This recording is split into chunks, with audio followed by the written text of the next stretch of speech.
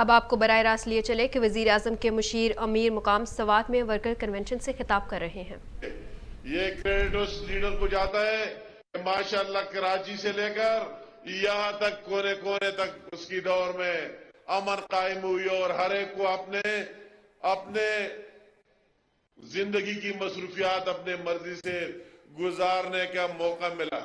میں اگر آج اس سرزمین پر اس چار باغ میں بات نہ کرو کہ کیا کیا ان لوگوں نے نہیں دیکھا ہے، اپنے سب کچھ چھوڑ کر، اپنے گھر چھوڑ کر اور اپنے ملک میں مہاجر بنے، اپنے ملک میں آئی ڈی پیز بنے اور اس کے لیے پاکستان کی جھنڈے کے لیے قربانی دیے، تو یہ ہمارا آج پھر یہ عزم ہے، اس قوم کی بھی عزم ہے، ہم سب کی بھی عزم ہے کہ انشاءاللہ تعالی اس ملک میں امن قائم کرنے کے لیے کسی قربانی سے دریغ نہیں کریں گے، اور اس میں انشاءاللہ تعالی آپ کے شانہ بشانہ آپ کی آواز ہر جگہ تک پہنچا کے رہیں گے۔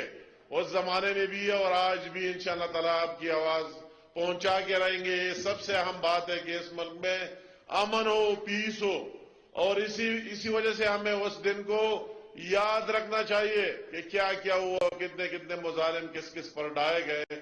تو اس لیے میں اپنے بات آگے جانے سے پہلے یہ بات ضروری سمجھتا تھا کہ آج کے حوالے سے، آج وہی 16 دسمبر کے حوالے سے، اے پی ایس کی واقعہ کے حوالے سے ضرور بات کی جائے اور بات کرنی چاہیے، اور زندہ قومیں وہی ہوتی ہے جس کو اپنی ماضی یاد رکھنا چاہیے، کیا ہوا، کس نے قربانی دی، کون ساتھ کھڑا رہا اور کون نہیں کھڑا رہا، تو یہ یاد رکھنا چاہیے۔ تو اس لیے میں نے آج اپنے لیڈر کی بات کی۔ مجھے وہ دن یاد ہے کہ اس نے، جب میں خود بھی اے پی ایس میں تھا اور سب نے اے پی ایس کی واقعہ کے بعد میرے ساتھ بھی اظہار یکجہتی کا اظہار کیا، تو میں یہ بات ضرور کہتا ہوں کہ میاں صاحب نے کہا کہ کون سی تعویذ ہے آپ کے ساتھ کہ اتنی دفعہ آپ بچ گئے۔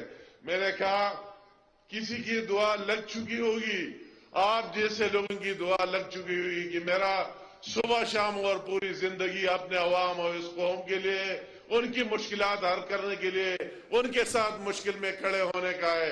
تو یہ ہمارے زندگی کا مقصد ہے، انشاءاللہ تعالی آگے لے کے جائیں گے۔ ابھی میں ان نالائقوں پر آتا ہوں، ان کو شرم آنی چاہیے۔ میں نے دیکھ لیا کہ ہم جا کے پارلیمنٹ کے سامنے دھرنا دیں گے۔ اے بے شرمو، آپ تو پارلیمنٹ کو مانتے ہی نہیں ہے، کس کی بات کرتے؟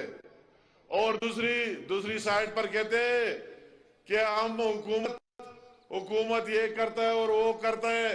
تو جب آپ حکومت مانتے نہیں، پھر مرکزی حکومت کی کیا بات کرتے ہیں؟ آپ کو شرم آنی چاہیے۔ شرم تو آپ کا ہے نہیں آیا، جبکہ آپ کا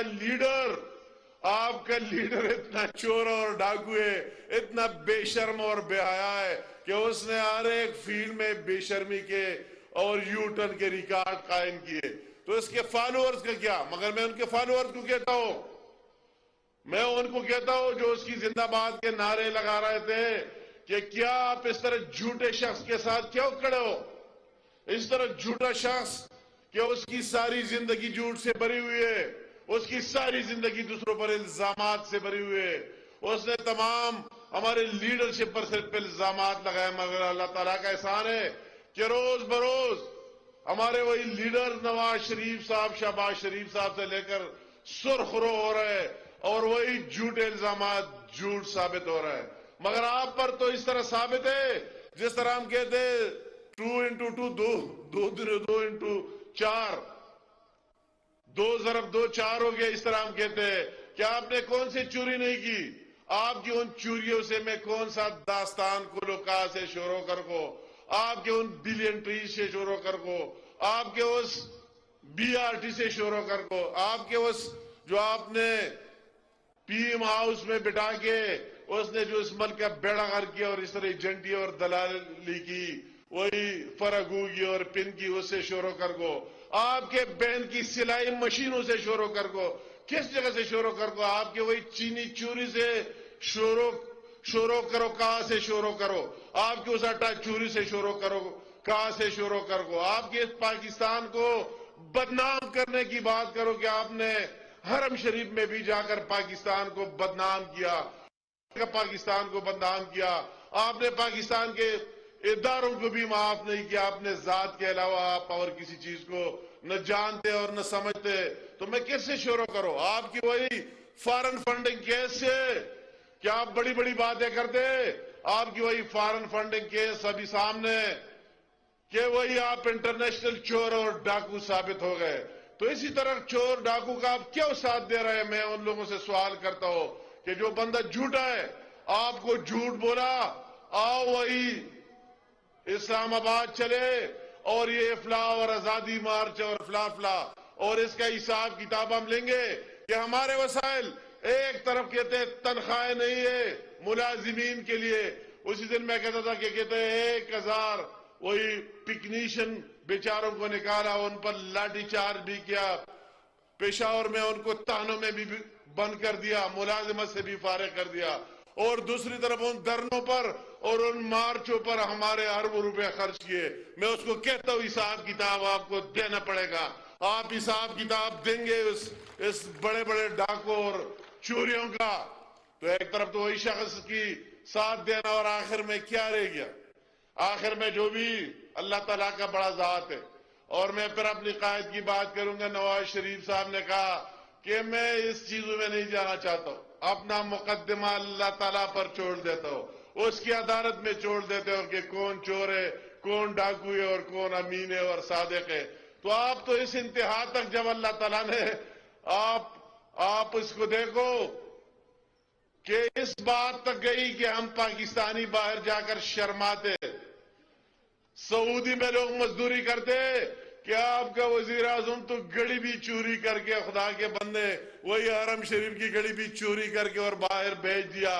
عمران نے تو اتنا بدنامی دی پاکستان کی قوم کو کہ چور تک اتنی گھڑی چور بھی ثابت ہو گئے, آٹا چور بھی ثابت ہو گئے, چینی چور بھی ثابت ہو گئے, فارن فنڈنگ چور بھی ثابت ہو گئے, سلائی مشینوں کے چور بھی ثابت ہو گئے, بی آر ٹی کے بھی چور ثابت ہو گئے, ہر ایک چیز کی بلینڈریز کی بھی چور ثابت ہو گئے. تو کس چیز کی آپ باتیں کرتے؟ باتیں سارے جھوٹ کے علاوہ تو کچھ ہے نہیں. ان کو شرم آنا چاہیے. میں سوات کی سرزمین پر کھڑا ہوں کہ آپ سے کس منہ سے آ کر اور آپ سے پھر بات کریں گے کہ ہمیں ووٹ دے دو. ان کو شرم نہیں آنا چاہتے کہ یہ 2-3 پل 2-3 کلوٹ 4 سالوں میں نہیں بنا ہے. اس کے کمیونیکیشن کا منسٹر تھا, اس کا وزیر اعلیٰ تھا یہاں سے. اس کو شرم آنا چاہیے کہ اس کی 4 سال اس طرح لوگوں پر گزرے, کئی کلومیٹروں کی لائنیں لگے رہے. اللہ تعالیٰ کا احسان ہے, جب ہمیں موقع ملا ہم نے اس پر کام سٹارٹ کیا کہ عوام کو سہولت مل جائے اور ریلیف مل جائے. پھر آپ کے پاس کس طرف آئے گا؟ بغیر بدنامی کے, بغیر چوریوں اور ڈاکوں کے اس نے کوئی کام کیا نہیں. ایسے شروع کر زد تک چور ہے, ابتدا سے شروع کر کے آخر تک نوکریاں بیچی, ہر ایک کام بیچتا ہے, ہر ایک چیز کا ایک ریٹ اور معیار مقرر ہے, دینے کی بجائے نہیں. آج اگر آپ کی نادرا کی دفتر کھل گئی, یہ تو انہوں نے بند کر دیا تھا, آپ کا دفتر بھی بند کر دیا. آپ کے ساتھ پرائیں گے آپ اور لوگ کہیں گے بیٹا, اور عمران خان کی اصل شکل عوام نے دیکھ لی. اس ملک میں اگر بہتری لا سکتا ہے, اس ملک کا دکھ درد جس کے ساتھ ہے, اس لیڈر کا نام نواز شریف ہے اور اس کی ٹیم اور پارٹی ہے کہ اس کو روز اول سے دیکھے. ہم فخر سے کہتے ہیں جس جگہ جاتے, آپ کہتے ہیں پاکستان کو ایٹمی طاقت بھی بنایا, ہم کہتے ہیں وہی موٹر ویز کا جال بھی بچایا, لوگوں کے بجلی اور دوسرے مسائل بھی حل کر دیے, عوام کو ریلیف دیا, پاکستان کو معاشی استحکام بھی دیا, پوری دنیا میں پاکستان کا وقار بلند کر کے رکھا. تو جب سارے جھوٹ تھے تو ابھی اس جھوٹ کو مسترد کر رہا ہم تو اس کو کہتے کہ کون سا دن ہوگا آپ بات کرتے استعفوں کی. تو کس نے آپ کو اسمبلی ڈیزالو کرنے سے روکا ہے؟ کس نے آپ کو اسمبلی تحلیل کرنے سے روکا ہے؟ آپ کے ایک دستخط سے تحلیل ہونا ہے. آپ تو کہتے کہ جان بھی حاضر ہے, جو جب جان حاضر ہے تو ایک دستخط بھی حاضر کرے. دستخط تو حاضر ہی نہیں, دستخط تو کر ہی نہیں سکتے کیونکہ آپ کے وہ چوریاں اور ڈاکے بند ہو جائیں گے. ہم تو کہتے ہیں اسمبلی ڈیزالو کرو, کے پی میں دوبارہ جنرل انتخابات کرائیں گے اور آپ سے جان چھڑائیں گے اس عوام کو, جس طرح مرکز میں آپ سے ریلیف ملی ہے اور اس کی جگہ شہباز شریف وزیر اعظم ہے. وہ چور ڈاکو کی وجہ یہاں سے بھی کے پی میں آپ سے جان چھوٹ جائے گی. तो हम तो कहते हैं कि वो दिन कौन सा है। तो जब आपका लीडर इतना झूठा निकला, मैं उन लोगों को कहता हूं तो झूठे का साथ देना, झूठ का साथ देना। आप कहते हैं कि झूठ का कितना गुनाह है कि जब लीडर इस तरह है, मुनाफिक है और झूठा है, तो आपको साथ नहीं देना चाहिए। आपको उस लीडरशिप का, उस पार्टी का साथ देना चाहिए जो इस कौम से मुखलिस है, इस सरजमीन से मुखलिस है, पाकिस्तान की इस्तेहकाम के लिए दिन रात काम कर रहे हैं। मुझे फख्र है शहबाज शरीफ के कैबिनेट का मेंबर होते हुए खुद भी इस सैलाब में जिस तरह मेहनत की, जिस तरह दिन रात काम की, इस तरह हमसे भी काम लिया। और इस तरह अगर इस नालायक, या अल्लाह ताला का बहुत बड़ा निजाम है, अगर इससे ये सैलाब आता और इमरान जैसा नालायक शख्स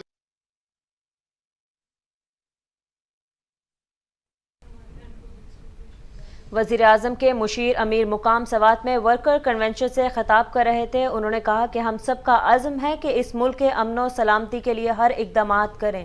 उन्होंने कहा कि ज़िंदा कौमें वही होती हैं जो अपना माजी याद रखती हैं।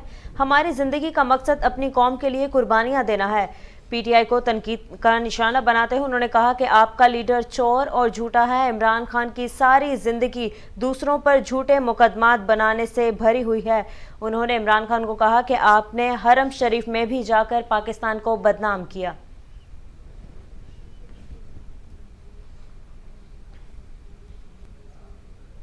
रहनुमा पीटीआई शौकत तरीन ताजरों से खिताब कर रहे हैं। आइए आपको बराह रास्त लिए चलें।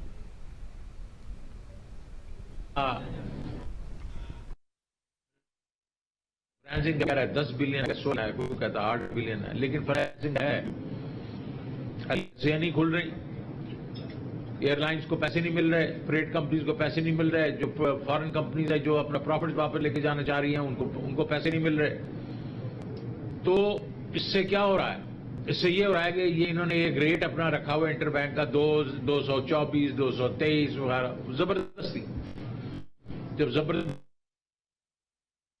किसी के साथ करते हैं तो एक खास को तो आपने मोड़ के दूसरा जाके हवाला मार्केट से पैसे ले रहा है, और हवाला की मार्केट इस वक्त 250, 260 पे चली गई, क्योंकि उन्होंने लोगों ने अपना घर तो पूरा करना है ना। अब उससे क्या हो रहा है? उससे ये रेमिटेंसेस कम हो रही हैं। जो वर्कर्स हैं, ये वर्कर्स रेमिटेंसेस हमारे पास आती हैं, भाई देवी, ये प्रोफेशनली भेजते हैं हमें, या एंटरप्रेन्योर भी बाहर से पैसे भेजते हैं। तो ये जो वर्कर्स हैं वो अपनी घर गृहस्थी के लिए पैसे भेजते हैं।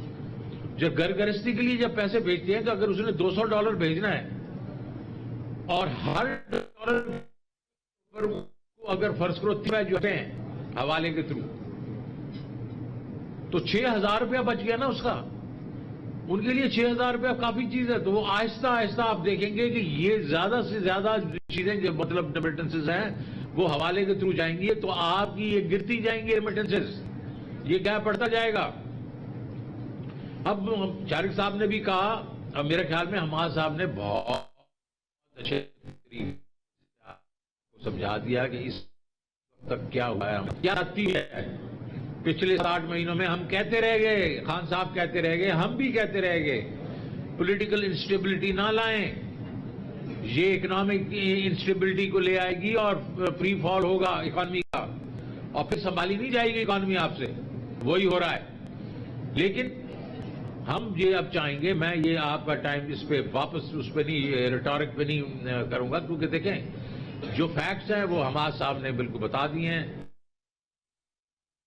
जो मुजम्मिल साहब ने आपको उसकी बता दिए फिगर्स में।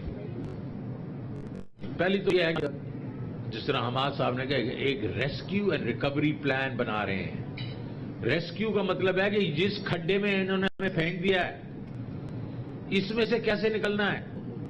ये बिजनेस एज यूजुअल नहीं है। जिधर हम खड़े हुए हैं, ये आज से मार्च में ये मतलब सूरत हाल नहीं थी। तो एक खड्डे में गिर गए हैं, तो इसका एक रेस्क्यू प्लान चाहिए।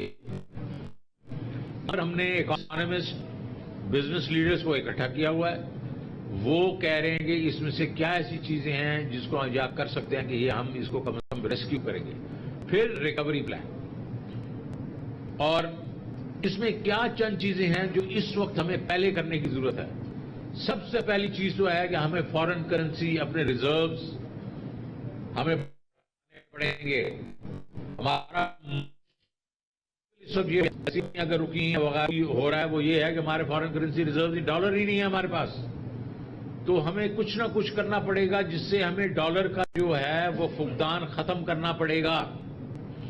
और उसकी कई चीजें, हम डेट रिस्ट्रक्चरिंग में जा सकते हैं, हम अपनी रेमिटेंसेज जहां से आ रही हैं उनसे और रेमिटेंसेज मंगवा सकते हैं, हम IMF, world bank, Asian development bank को जनाब वाला हमारे फ्लड्स आए हुए हैं, $20 बिलियन का खर्चा है, आप 15 बिलियन से 20 बिलियन डॉलर टेबल पे रखें। आप किस मर्ज की दवा हैं? आप लेंडर ऑफ लास्ट रिजॉर्ट हैं। ये नहीं हो सकता कि आप हमें सख्ती तो कर सकते हैं आप हमारे पे हर चीज की, और जब पैसा देने की वक्त आ रही है तो आप बेसिकली वो अपनी तिजोरी का मुंह बंद कर देते हैं, उधर जाएं। And there are several others जो कि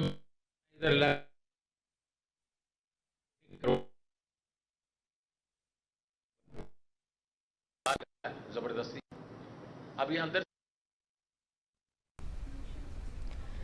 रहनुमा PTI शौकत तरीन ताजरों से खिताब कर रहे थे। उन्होंने कहा कि तरसीलात ज़र नवंबर में -14% थी, 6% ग्रोथ थी, आज माइनस में है। उन्होंने कहा कि 50 साल में इतनी महंगाई नहीं हुई जितनी आज है।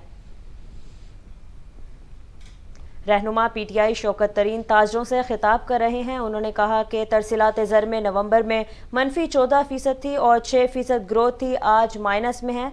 और उन्होंने मजीद कहा कि 50 साल में इतनी महंगाई नहीं हुई जितनी अब हो रही है।